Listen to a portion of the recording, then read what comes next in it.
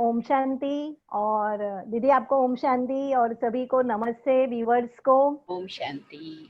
और दीदी आज के दिन हम सब बना रहे हैं मिच्छामी दुक्कड़म।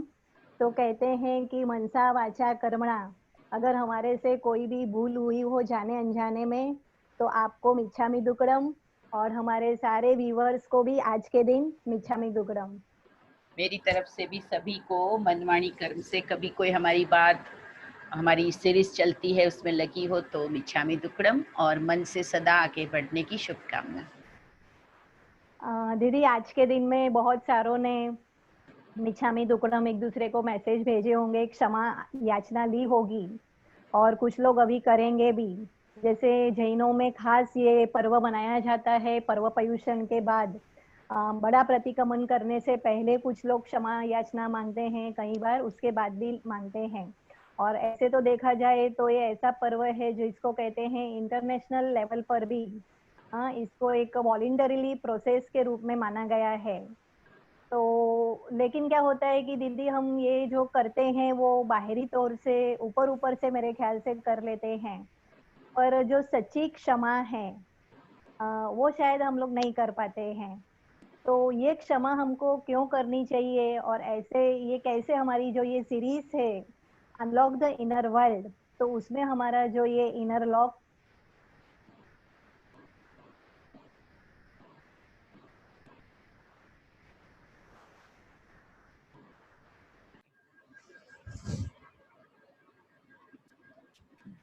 तो दीदी मैं ये कहना चाहती थी कि इसको हम इंटरनेशनली लेवल पर और एक वॉलेंटरी लेवल पर भी इस प्रोसेस को माना गया है। लेकिन कई बार क्या होता है कि हम जो विक्टिम है वो कई बार हम माफी दे नहीं पाते हैं, या कहीं किसी से माफी सामने वाला करता है तो हम वो स्वीकार नहीं करते हैं, क्योंकि ये सारा पर्सन टू पर्सन हमारा रहता है कि किससे हमें माफी देनी है या किससे लेनी है। तो क्या इसका प्रोसेस है जो हमारा जो इनर लॉक है, जो जो हमारी सीरीज भी चालू है अनलॉक द इनर वर्ल्ड, तो मुझे लगता है कि ये जो हमारी वैल्यू है क्षमापना की, जो सबके लिए होनी चाहिए, वो बहुत महत्वपूर्ण है। तो ये हम कैसे क्षमा लोगों को कर पाए या कैसे क्षमा ले, और उसकी हमारे जीवन में क्या आवश्यकता है, तो दीदी आज आप वो हमें गाइड करेंगे। तो दीदी उस पे ही आप बताइए। बहुत अच्छा ये पर्व है और ये बहुत अच्छी इसके पीछे भावना है। वैसे तो सभी धर्मों में कहा गया है कि क्षमाशीलता, क्षमापना ये हृदय की शुद्धि का आधार होता है। मनुष्य के दिल में अनेक घटनाएं ऐसी बीतती है जो स्टोर हो जाती है और वो इस तरह से मन की स्पेस को ऑक्यूपाई कर लेती है कि फिर जब कभी हम अच्छी चीज़ें भी अंदर डालना चाहते हैं तो ऑलरेडी वो स्पेस ऑक्यूपाइड हो गई होती है, तो वो चीज़ें भी हम उसमें जाने डालना चाहते हो जाती नहीं है। तो क्षमा माना अंदर की सफाई करना। कभी कभी हम क्षमा शब्द से ये सोचते हैं कि दूसरों के ऊपर क्षमा करना माना दूसरों की कुछ भलाई करना, उसके फायदे के लिए जैसे हमको करना पड़ रहा है, ऐसा लगता है। लेकिन हकीकत ये है कि क्षमा हम अपने लिए करते हैं। क्षमा हमें अपने दिल की सफाई के लिए करनी है और ये कहा गया है कि क्षमा सबसे बड़ी हिम्मत का काम होता है। क्षमा मांगना भी हिम्मत का काम है, क्षमा देना भी हिम्मत का काम है। तो ये एक बहुत बड़ा गुण है और इसको अपनाने से मेरे अपने व्यक्तित्व में बहुत निखार भी आता है, बहुत आत्मा की उन्नति होती है और मन के हल्केपन के कारण हम नई क्रिएटिविटी, नई बातें उसमें हम आगे बढ़ पाते हैं। जैसे कि जब तक आप कोई पुरानी बातों में अटके हुए हैं तो आप अपने को जैसे बंधा हुआ, खींचा हुआ महसूस करते हैं और उसमें से आपकी प्रगति रुक जाती है। तो क्षमापना इसीलिए धर्म में कहा गया कि आप अपनी आध्यात्मिक उन्नति करना चाहते हैं, अपने कर्मों का क्षय करना चाहते हैं और जीवन में नए-नए रचनात्मक कार्य करना चाहते हैं, तो आप रोज़ अपने मन की सफाई करें। और साल में एक बार जो जैन धर्म का ये सबसे बड़ा पर्व आता है पर्युषण, जिसमें बड़ा प्रतिक्रमण उस रूप में साल भर के अपने और आत्माओं के साथ में, लोगों के साथ में जो भी अच्छे बुरे खट्टे मीठे व्यवहार हुए, जिसकी यादें मन में रह जाती है। कभी कभी हमारे संबंध टूट भी गए होते हैं, किसी से हमारी बोलचाल बंद भी हो गई होती है, और कभी किसी के प्रति ऐसी मन में नफरत, घृणा आदि बैठ गई होती है, जिससे रिश्ते हमारे फिर से जिंदा नहीं हो पा रहे होते हैं। और जीवन कैसा है ना, कि इसमें हमें सबकी ज़रूरत भी पड़ती है। ऐसा तो है नहीं कि सब कुछ हम अकेले कर लेंगे। मनुष्य तो है ही सामाजिक प्राणी, तो उसे समाज के बीच में रहना है, सारे कार्यों को अंजाम देना है, तो हर एक की ज़रूरत पड़ती है। तो ऐसे में हमारा लक्ष्य ये होना चाहिए कि मन में सभी के प्रति व्यवहार अच्छा रहे, भावनाएँ अच्छी रहे, तो कभी भी हम किसी का काम पड़ता है, तो हम प्रेम से उसके साथ जुड़ सकें, मदद भी ले सकें। तो आफ्टर ऑल मैं ये कहना चाहती हूँ कि क्षमापना ये मेरे जीवन के लिए, मुझ आत्मा के लिए बहुत फ़ायदेमंद है, और इस भाव से मुझे करना चाहिए। नहीं इसलिए कर पाते हैं क्योंकि हम दूसरों पे कुछ भला करने के लिए कर रहे हैं, ऐसा सोच के करते हैं, तब नहीं कर पाते। नहीं, पर दीदी क्या होता है कि कई बार ऐसा देखा गया है कि हम लोग कई बार सामने वाले को करते भी है क्षमा बार बार, तो हम लोग को वो पपलू समझ लेते हैं, माना समझ लेते हैं कि इनकी कोई लेवल नहीं है, बार बार क्षमा करो फिर भी हमारे से बार बार बात करने आते हैं, माना वो लोग अवॉइड भी करते हैं। कभी कभी ऐसा होता है, हम उनको क्षमा करते हैं उनकी गलतियों को, फिर हम उनको विश करेंगे, हम उनको ग्रीट करेंगे, तो शायद उनके माइंड में कोई ना कोई ऐसा मेजरमेंट तो होता ही होगा, तो फिर हम लोग फिर पीछे हट जाते हैं। तो ऐसे समय पर क्या करना चाहिए? एक्चुअली किसी के मन में क्या होता होगा, ये जो हम सोच लेते हैं, यही हमारी सबसे बड़ी गलती है। क्योंकि ये हमारा ही कोई ना कोई मन का, चिंतन का विज़न होता है कि देखो मैंने क्षमा तो किया, लेकिन मुझे नहीं लगता है कि वो व्यक्ति क्षमा को स्वीकार करेगा। भले हम ऊपर से संबंध को जोड़ने की कोशिश कर रहे होते हैं, लेकिन हमारी वृत्ति में फिर भी उस व्यक्ति के प्रति कुछ तो नकारात्मक भाव अभी भी बैठा है। हमने उस व्यक्ति को एक्सेप्ट उस रूप में नहीं किया है कि अब वो व्यक्ति एक नए स्वरूप में है, या ओरिजिनली वो जिस पवित्र स्वरूप में है, वो उस रूप में हम उसको नहीं मान रहे हैं। हमें भी उनकी वो बातें याद होती है, माफ भी कर दिया है लेकिन बातें भी याद है।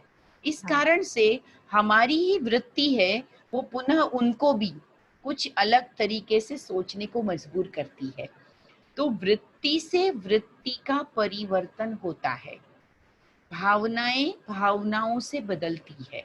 देखिए, ईश्वर के सामने कोई भी जाते हैं, मंदिर में गए, गुरुद्वारे में गए, कहीं पर भी, तो वो जानते हैं ना कि भगवान मेरी भाषा को सुन रहे हैं, नहीं सुन रहे हैं, ये तो कुछ पता नहीं है, लेकिन भावना है कि भगवान के सामने मैं अपनी बात बता रहा हूँ।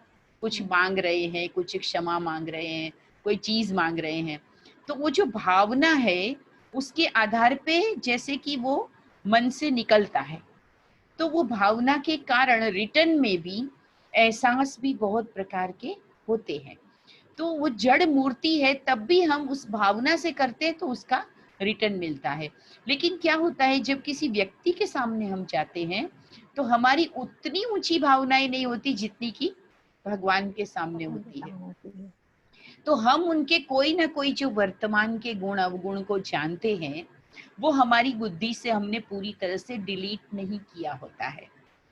तो ये देखा गया है कि जितनी स्ट्रॉन्ग शुभ भावना रखकर और दिल से अगर आप किसी के साथ अपने संबंधों को मजबूत करने के लिए चाहे ऑफर करते हैं, क्षमा करते हैं, आप सामने से बात करने की कोशिश करते हैं, तो वो कोशिश व्यर्थ नहीं जाती है। दूसरी बात कि अगर किसी टाइम अच्छा रिस्पॉन्ड नहीं मिलता, तो हमें ये नहीं सोच लेना चाहिए कि वो व्यक्ति बात करने का इच्छुक नहीं है, या अभी भी नाराज है, या अभी भी वो खराब व्यक्तित्व वाला है। बल्कि ये सोच लेना चाहिए कि अभी भी वो कमजोर है, अभी भी वो अपनी परिस्थितियों के आगे मजबूर है, अभी भी वो अपनी आदतों के आगे मजबूर है। तो देखिए, एक तो किसी को बुरा मानना और एक किसी को मजबूर या कमजोर मानना, ये दोनों में फर्क है ना। उसमें रहम आता है। यस, बुरा मानेंगे तो घृणा आती है, यस। कमजोर मानेंगे तो मन में दया आती है। तो दया को बहुत बड़ा धर्म क्यों कहा गया? क्योंकि दया भाव ये शुभ भाव है। लेकिन घृणा भाव से अगर मैं अपने आप को भी पेश करती हूँ तो ये मेरी भी एक कमी है। और जब मैं ही कमी या कमजोरी वाली हूँ तो मैं चली हूँ किसी और को ठीक करने, तो वो कैसे हो सकता है? जबकि पहला काम तो मुझे अपने ऊपर करना है ना। कंट्रोल पहले मेरा अपने ऊपर है, फिर परिस्थितियां भी कंट्रोल में आती है, नहीं आती ऐसी बात नहीं है। व्यक्ति भी आपके प्रभाव से परिवर्तित होते हैं। लेकिन सबसे पहले देखिए कि क्या मैंने अपनी घृणा को परिवर्तित किया? तो वो कई बार, हाँ, कई बार दीदी ऐसा भी होता है कि जो दोनों के बीच में मनमुटाव है, लेकिन उसका रीज़न दोनों को भी पता है कि किसकी क्या गलती है। लेकिन कोई ऐसी पहल नहीं करता है कि मैं सामने से क्षमा ले लूँ। तो ये कौन-सी शक्ति की कमज़ोरी है उनके अंदर, जो वो पहले सामने से क्षमा नहीं माँगते हैं या स्वीकार नहीं करते हैं? बिल्कुल। देखिए, जैसे अभी मैंने कहा कि दया को सबसे बड़ा धर्म कहा गया है। इसी तरह सबसे बड़ा पाप, सबसे बड़ा विकार अहंकार को कहा गया है। तो ये जो हम नहीं कर पाते हैं या मन में एक डर रहता है कि मेरे कहने के बाद क्या रिएक्शन मिलेगा, कहीं मेरा इंसल्ट तो नहीं हो जाएगा। अगर मुझे ठीक रिस्पॉन्स मिला तब तो मैं समझती हूँ कि मेरी विजय हो गई। हुँ, लेकिन इंस्टेंट अगर रिस्पॉन्स नहीं मिला, हाँ, एक बार नहीं मिला, दो बार नहीं मिला, तो मुझे लगने लगता है ये तो मेरी इंसल्ट हो रही है कि मैं हाँ, बार बार अच्छाई का प्रदर्शन कर रही हूँ और बार बार मेरी बात पर कोई ध्यान नहीं दे रहा है और मुझे रिजेक्ट, मेरी बात को रिजेक्ट किया जा रहा है। तो ये जो मैंने स्वीकार किया कि ये एक इंसल्ट है, ये इंसल्ट की फीलिंग अभिमान वाले को ही आती है। अभिमान नहीं होता उसको अपमान की फीलिंग आती ही नहीं है। इसीलिए जो संत लोग होते हैं, जो धर्म स्थापक होते हैं, वो हजारों प्रकार के विघ्नों को झेलते हैं, लोगों की निंदा को झेलते हैं, लेकिन उनको ये फीलिंग कभी नहीं आती कि मेरा इंसल्ट हो रहा है। बल्कि वो हमेशा ही ये कहते हैं कि अभी तक ये आत्माएं पूरी तरह से तैयार नहीं है, अभी तक ये आत्माएं अज्ञान में है, कमजोर है, तो मुझे और थोड़ी मेहनत करनी पड़ेगी। वो ये नहीं सोचते हैं कि मेरी मेहनत बेकार गई, वो ये सोचते हैं कि मुझे थोड़ी सी और मेहनत करनी पड़ेगी। और वो सतत पॉजिटिव भाव से लगे रहते हैं। और वही चीज है कि कॉन्स्टेंटली मैं अपने आप को पॉजिटिव रख पाऊं, पहले मुझे उस पर काम कर लेना चाहिए, तो कभी भी ये भावनाएं नहीं आएगी। पर दीदी वो तो जो होते हैं ऐसे लेवल के, उनको तो वीर कहते हैं, माना उनके अंदर इतनी ताकत भी होती है, पर जो आम पब्लिक है, जो साधारण लोग हैं, तो उनमें ये शक्ति नहीं है। तो उसके लिए फिर वो क्या करे कि अगर वो करना भी चाहते हैं, तो फिर वो क्या करे कि जो उनकी वो शक्ति बढ़े कि सामने वाले से क्षमा ले सके या उनको क्षमा दे सके? पहली बात तो किसी भी महान आदमी का जन्म नहीं होता है, जन्म तो सबका साधारण मानव के रूप में ही होता है। महान तो वो अपने कार्यों से, अपनी ऊंची सोच से बनते हैं। तो मैं खुद को एक तो साधारण नहीं मानू। संसार में सभी की एक हम्म, ही तरह से समान शक्तियों के साथ धरती पर जन्म होता है। सबको समान अवसर मिलते हैं। ये अलग बात है कि कुछ लोग पूर्व कर्मों के कारण थोड़े उलझे हुए ज्यादा रहते हैं। कुछ लोग अपनी शक्तियों को ट्रेंड नहीं करते हैं। किसी ने हम्म, बहुत अच्छी बात कही थी कि जैसे कभी कभी ना बच्चों की रिजल्ट आती है तो याददाश्त की बात होती है कि इनकी याददाश्त बहुत अच्छी, इनकी याददाश्त कम है। तो किसी ने बहुत अच्छा कहा था कि मेमोरी भी सबकी बराबर होती है, लेकिन किसी ने हाँ, उस मेमोरी को कहाँ लगा रखा है, किसी ने उसको कहाँ लगा रखा है। किसी ने थोड़ा सा कंसंट्रेट होकर उसको ट्रेंड कर दिया है और किसी ने उसको अभी तक ट्रेनिंग नहीं दी है कि कैसे फोकस होना चाहिए। तो वैसे ही जीवन में भी साधारणता और महानता केवल प्रैक्टिस की बात है और मेहनत की बात है। दूसरी बात ये है कि कैसे कर पाए हम ये क्षमापना, कैसे कर हम्म, पाए। तो सबसे पहली बात मैं कहूँगी कि क्षमापना करने के लिए हमारे मन में एक लक्ष्य होना ये चाहिए कि मुझे जीवन में आगे बढ़ना है या पीछे हटना है। मुझे खुद से पूछना है। जो भी बीती हुई बातों को मैं सोचती हूँ, जिस कारण से मैं क्षमा नहीं दे पाती हूँ या क्षमा मांग नहीं पाती हूँ, पीछे की बातों को पकड़ के रखती हूँ, कि उसने मेरा ये नुकसान किया है, इनको मैं कभी भी क्षमा नहीं करूंगा क्योंकि मेरा बहुत बड़ा लॉस किया है। तो ये मैंने क्या किया है, पिछली बात को पकड़ के रखा है। जो व्यक्ति अपने भूतकाल में जीता है, वो अपना भविष्य कैसे बना सकता है। तो पहली बात तो मुझे खुद से पूछना होगा कि मुझे आगे बढ़ना है, तो नेचुरली है कि मुझे पीछे को छोड़ना पड़ेगा। कहते हैं ना कि नाव भी किनारे पर लगी है और नाव चलाने वाला उसको चलाने के लिए उसका चप्पू चलाना चालू कर भी देता है, लेकिन बहुत देर हो जाती है, फिर भी नाव वहां का वहां खड़ी होती है। फिर उसका ध्यान जाता है तो वो देखता है कि जो एंकर है, जो लगा के रखा हुआ है रोकने के लिए नाव को, वो तो अभी तक उठाया ही नहीं है, वो तो वहीं पर खूंटे पे लगा हुआ था। तो मेहनत तो उसने पूरी तरह से किया, लेकिन जीवन आगे क्यों नहीं बढ़ा, क्योंकि वो खूंटे से नाव बंधी हुई थी। तो हमें अपने आप को किसी खूंटे से यानी पिछली बातों से बांध के नहीं रखना है। ये हमें खुद को एक तो प्रोग्रामिंग देनी पड़ेगी। देखो, माइंड की प्रोग्रामिंग होती है, माइंड तो है ही। जैसे आपके पास सैलरी आती है, आपके पास धन आता है, इनकम आती है, उसके बाद आप कुछ तो प्रोग्रामिंग करते हैं, प्लानिंग करते हैं ना, इसमें से मुझे कहाँ कितना खर्च करना है, कितनी सेविंग करनी है, कितना डोनेशन करना है, कितना क्या करना है, सब चीज़ की आपकी प्लानिंग होती है। ऐसे परमात्मा ने हमें जो श्वास दिए हैं, जो जिंदगी दी है, हम थोड़ी सी उसकी प्लानिंग करें। हम ऐसे चलते हैं जैसे परिस्थितियां हमको जहां ले जाएगी हम वहां चलते जाएंगे। ये तो वैसी बात है कि नाव हवा के आधार पे कभी किधर चल रही है, लेकिन उसको चलाने वाला कोई चला नहीं रहा है। तो जीवन रूपी नाव को एक तो हमें दिशा देनी है, अच्छी दशा में लाना है। और दूसरी बात कि क्षमा को वीरता कहा गया है, क्षमा को कायरता नहीं कहा गया है। ये ऐसे ही नहीं कहा गया है, क्योंकि क्षमा करने से आपका बल बढ़ता है। आप ये अनुभव करेंगे तो आपको महसूस होगा कि जब आप किसी को क्षमा करते हैं, उस दिन आप न तो सिर्फ हल्का होते हैं, पर अंदर से बहुत मजबूत भी हो जाते हैं कि जब मैं इतनी बड़ी बात को लेट गो कर सकती हूँ, तो मैं जिंदगी में और भी बड़े बड़े काम कर सकती हूँ। ऐसा सेल्फ कॉन्फिडेंस आपका डेवलप होता है। तो ये कितनी बड़ी वीरता है। तो मुझे कभी भी कायरता समझ के अगर क्षमा को देखा तो मैं नहीं कर पाती हूँ। कायरता नहीं है। कहते हैं झुकता वही है जिसमें जान होती है, अकड़े रहना तो मुर्दे की मुद्दे की पहचान पहचान। होती। तो अगर मैं जीवंत हूँ तो उसका उदाहरण क्या है कि मैं फ्लेक्सिबल हूँ, मेरे में मूवमेंट है, मैं जो चाहूँ कर सकती हूँ, तभी तो मैं जीवित हूँ।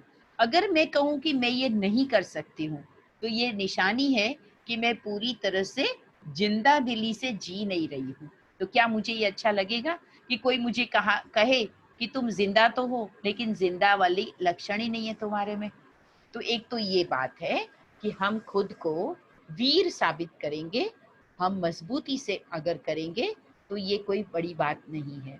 जरा सा झुकना किसी को झुकाने के लिए काफी होता है, और पहल मुझे करनी है, और वो पहल करने से मैं आगे बढ़ती हूँ, मैं लीडर बनती हूँ। ये मुझे याद रखना चाहिए। कुछ दिन पहले ही मेरे साथ ऐसे हुआ था, मेरी एक फ्रेंड के साथ मेरा थोड़ा-सा मनमुटाव हुआ था। तो गलती उसकी ही थी, वैसे मैं कह नहीं सकती हूँ पर फिर भी। तो फिर मैंने ही सोचा कि आज मैं उसको फ़ोन करके सॉरी बोलूँगी। लेकिन जैसे ही मैंने ये थॉट किया और 15 मिनट के बाद उसका फ़ोन आया, मैं तो प्लानिंग ही कर रही थी माइंड में कि मैं आज उसको सॉरी बोल दूँगी और बात खत्म करूँगी, क्योंकि फ्रेंड्स तो हमको जीवन में चाहिए ही होते हैं। तो फिर उसका ही सामने से फ़ोन आया कि सारी गलती मेरी थी और मुझे रियलाइज़ भी हो गया है, और उसने सॉरी कहने के लिए फ़ोन किया। तो मैं वही पूछना चाहती हूँ कि अगर हम माइंड से भी सोचते हैं तो शायद सामने वाले को वो टच होता है। तो आप इस पे क्या कहेंगे दीदी? बिल्कुल, इसीलिए तो कहा जाता है ना, मन वाणी और कर्म से मिच्छामि दुक्कडम। तो इसमें मन तो सबसे ज़्यादा सूक्ष्म भी है, और सबसे पहला जो एक्शन होता है या रिएक्शन होता है, दोनों ही कहाँ उत्पन्न होता है, पहले माइंड तो में। माइंड में ही होता है। इसीलिए आजकल यही कहा जाता है, पहले कहा जाता था mind your words, mind your action, आजकल कहते हैं माइंड योर माइंड। आप ये देखो कि आपका मन कैसा है। तो मन की जो सूक्ष्मता है, उतनी ही मन की शक्ति भी बहुत ज़्यादा है। और इसीलिए मन जब कुछ सोचता है तो वो वाइब्रेशन बन के दूसरे तक पहुंचता जरूर है। और वाइब्रेशन ऐसी चीज है कि कितना ही दूर, लाखों किलोमीटर्स कोई दूर हो, तो भी वाइब्रेशन की गति बहुत फास्ट होती है। प्रकंपन वहां पहुंच जाते हैं, संकल्प वहां पहुंच जाते हैं।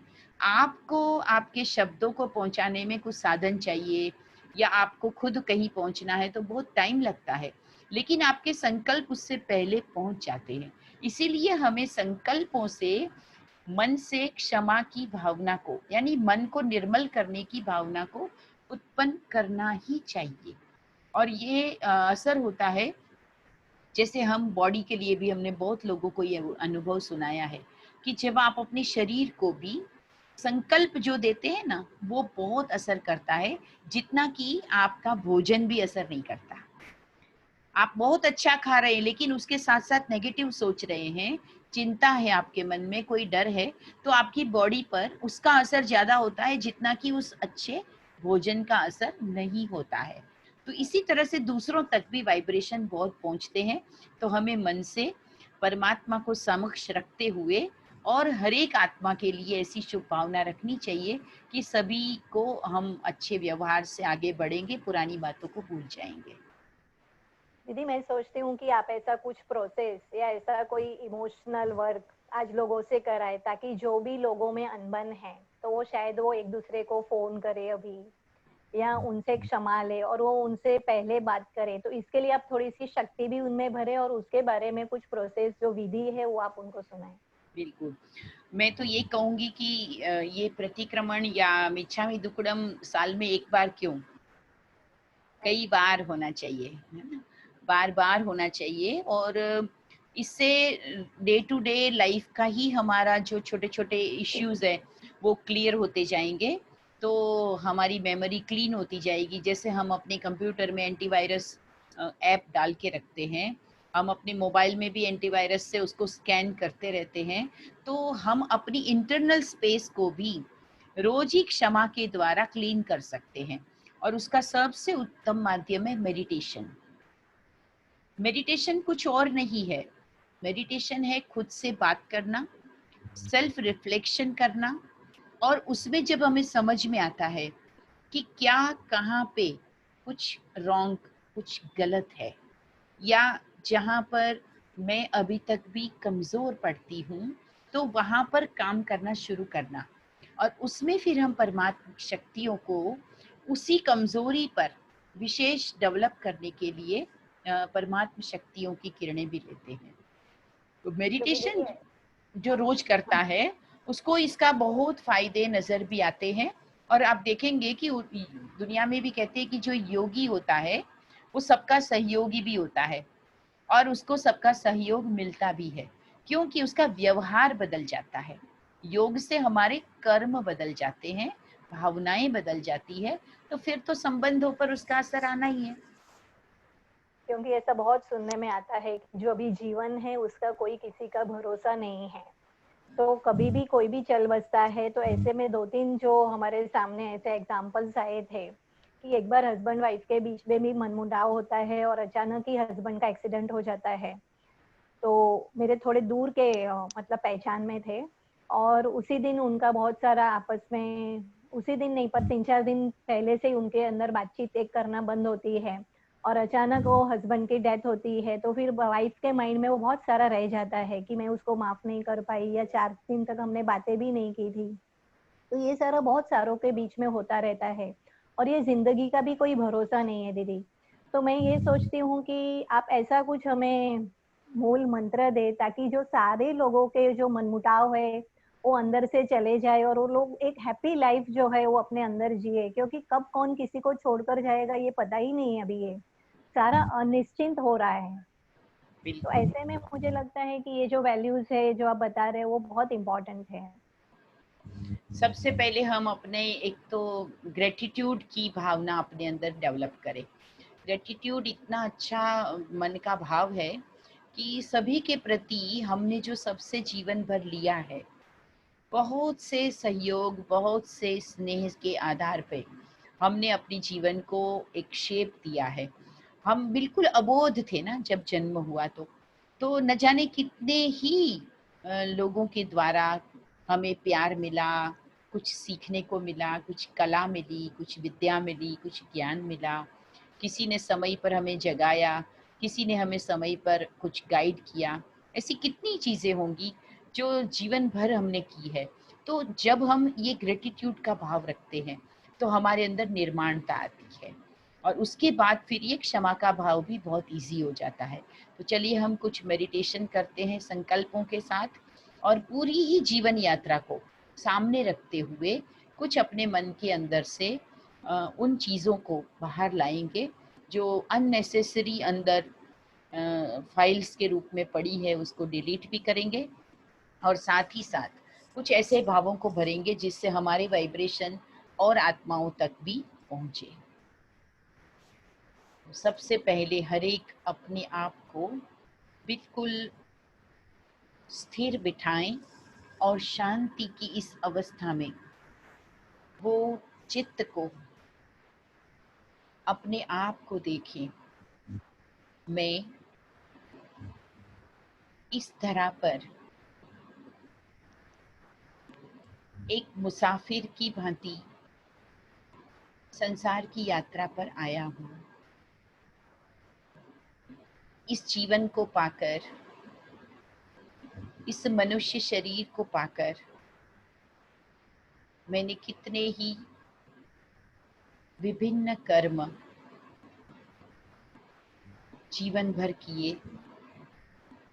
बचपन में ही, जन्मते ही माता पिता के द्वारा मुझे संभाला गया, पालना मिली। तो आज मैं उन माता पिता को अपने सामने ला रही हूँ जिन्होंने अपने खून पसीने से हमें सींचा, हमारे हर सुख दुख का ख्याल रखा, हमें बहुत कुछ सिखाया, हमें संभाला।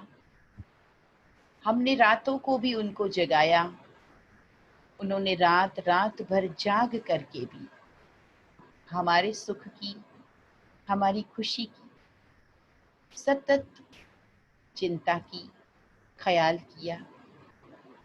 जाने अनजाने उन माता पिता को भी कभी हमने अपनी जिद से, अपने गुस्से से, अपने जोश में आके, आलस में रहकर दुख दिया होगा। कभी उनकी आज्ञा को न मानकर, कभी उनकी बातों का ठीक जवाब न देकर कुछ ऐसे शब्दों का प्रयोग, उनकी अवज्ञा या उनके रिगार्ड को कम किया होगा। आज उन माता पिता को सामने लाएं, उन दोनों महान आत्माओं के प्रति अपना ग्रेटिट्यूड भी व्यक्त करेंगे, उनका आभार भी मानेंगे और उनसे क्षमा भी मांगेंगे। और जीवन भर ये संकल्प भी करेंगे कि अपने माता पिता को हम अपने श्रेष्ठ स्वभाव, अपनी अच्छी धारणाओं से उनका भी नाम ऊंचा करेंगे और उनको जो उनसे पालना मिली है उसका रिटर्न देंगे। ऐसे ही अपने गुरुजनों को याद करें, चाहे स्कूल कॉलेज में, चाहे अन्य कोई कला विधा सिखाने वाले, जो भी मेरे शिक्षक रहे, गुरुजन रहे, जाने अनजाने कभी हमने उनको भी सताया होगा, कभी हमने उनकी बातों को हंसी में उड़ाया होगा, कभी हमने उनकी बातों को ध्यान न देकर निष्फलता को प्राप्त कर उनका भी नाम नीचा किया होगा, उनकी बातों का बुरा लगाया होगा और उनसे डिसरिगार्ड भी कभी कभी हमने किया होगा। तो आइए आज उन समस्त गुरुजनों का दिल से ग्रेटिट्यूड अपनाते हुए क्षमा याचना करते हैं कि हम आपका सदा सत्कार करेंगे। आपसे मिली हुई शिक्षा, कला, हर विद्या को जीवन में साकार करके आपका नाम ऊंचा करेंगे। इसी तरह से अपने दोस्तों को, जिन्होंने अच्छे बुरे वक्त में हमें साथ दिया, हमें हंसाया, हमें खुशियों की अनेक पलें दी, हमारे मन को हल्का किया,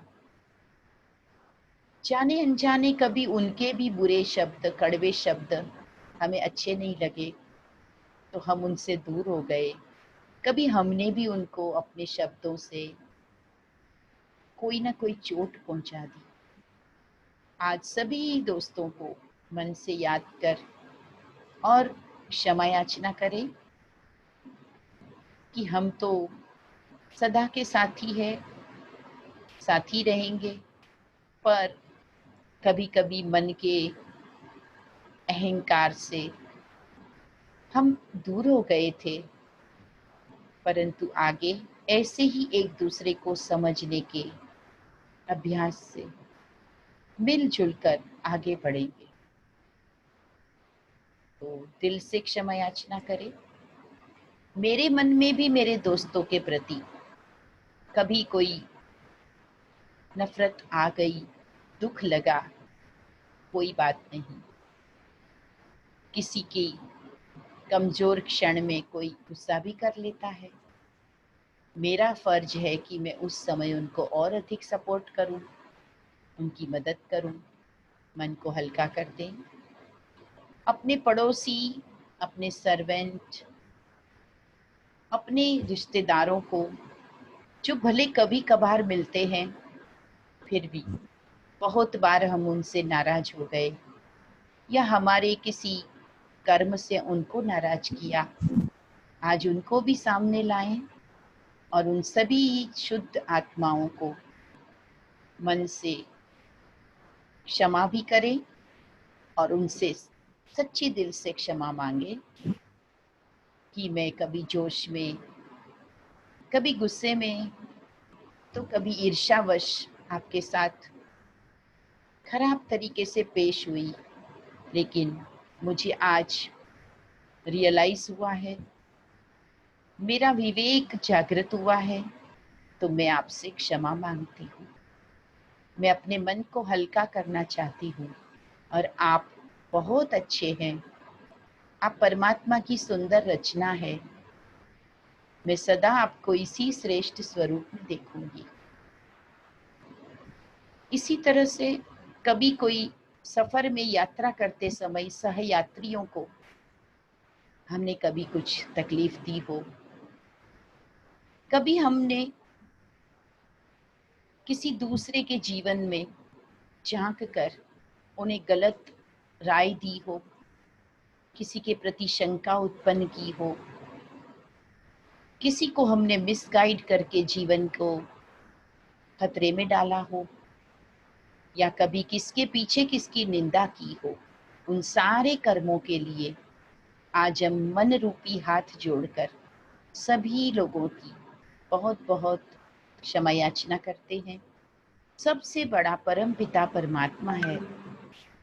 ईश्वर ने हमें कितना सुंदर जीवन दिया, सारी चीजें निशुल्क हमें उपलब्ध कराई, निशुल्क ऑक्सीजन दिया है, और कितना सुंदर मानव देह मुझे प्रकृति ने दिया। तो प्रकृति और परमात्मा का भी हमने बहुत बार अनादर किया, उनके एहसानों को भुलाकर, और हमने अपने अहंकार में ही जीवन व्यतीत किया। तो आज उन सब के लिए भी हम परमात्मा से भी क्षमा चाहते हैं। हम उनके प्यारे बच्चे बनकर, उनकी सुंदर रचना बनकर सदा परमात्मा को अहो भाव से, धन्यवाद के भाव से याद करेंगे, उनकी ही मत पर चलकर अपने जीवन को सफल बनाएंगे। प्रकृति ने तो हम पर बहुत एहसान किए हैं, उस प्रकृति को हम कभी प्रदूषित नहीं करेंगे। किसी भी प्रकार से प्रकृति में हम कोई भी बाधा नहीं पहुंचाएंगे, ऐसी प्रतिज्ञा भी करें। प्रकृति को भी बहुत बहुत धन्यवाद करें। इस तरह से आज मैं आत्मा अपने मन को हल्का महसूस कर रही हूँ। मुझे विवेक जागृत होने से पता चला है कि जीवन कितना अनमोल है। उनके क्षणों को सुंदर भावों से ही मुझे व्यतीत करना है। मेरे मन में कोई भी मैल आज के बाद में नहीं आने देंगे, ऐसी दृढ़ प्रतिज्ञा करें। मैं श्रेष्ठ हूँ, मैं स्वस्थ हूँ, मैं परमात्मा की सुंदर रचना हूँ और मैं सफल होने के लिए ही इस धरा पर आया हूँ। संसार रूपी नाटक में निर्लोभी निर्मोही बनकर, अनासक्त होकर सारे कर्मों को मुझे बहुत प्रेम से संपन्न करना है। ओम शांति।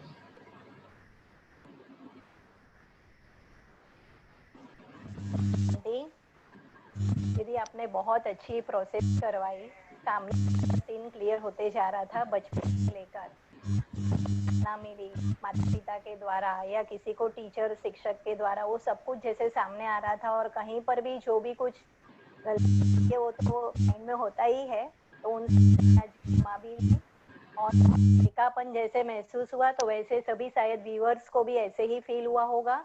तो इसमें तो बहुत शक्ति है, तो जितना हम जल्दी शुरुआत कर सके। और आपने बहुत एक अच्छा समझाया कि जैसे नाव में बैठे होते हैं, पर अगर हमने लंगर उठाया ही नहीं है तो फिर वो नाव आगे चलती नहीं है। तो अगर हम पिछले जो हमारे जो मिस्टेक्स है, जो भी कुछ है, उसको फॉरगिव नहीं करेंगे या फॉरगिव नहीं लेंगे, तब तक हम क्लियर नहीं हो सकते हैं। तो आपने बहुत गहरी बात यहाँ पे बताई।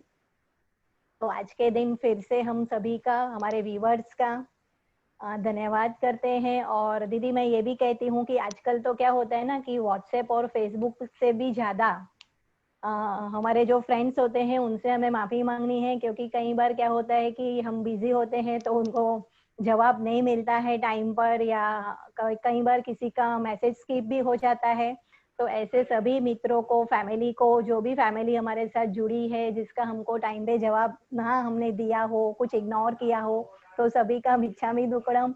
और दीदी आप हमारे साथ होते हो, तो आपसे भी हमने कोई ऐसा हमारे से हुआ हो कि समय मिलाने में कहीं मैच में गड़बड़ हो गई हो, कुछ भी हुआ हो, तो दिल से आज सभी मैं अपने दिल से आपसे भी माफी मांगती हूँ, क्षमा चाहती हूँ।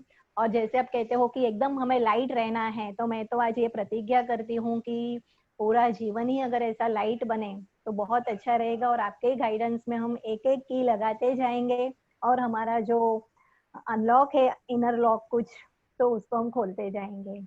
Thank you so much. आपने बहुत सुंदर अपने भाव भी व्यक्त किए और मैं हमेशा कहती हूँ कि जर्नी तभी अच्छी होती है जब उसमें लगेज कम होता है। तो अपने ऊपर अननेसेसरी कोई भी बोझ न रखे, फ्रेंडली सबके साथ रहे और ऐसे ही हम मिलके समाज को भी कुछ अच्छी बातें देते रहेंगे। सबको धन्यवाद। मिच्छामी दुक्कड़म। ओम शांति।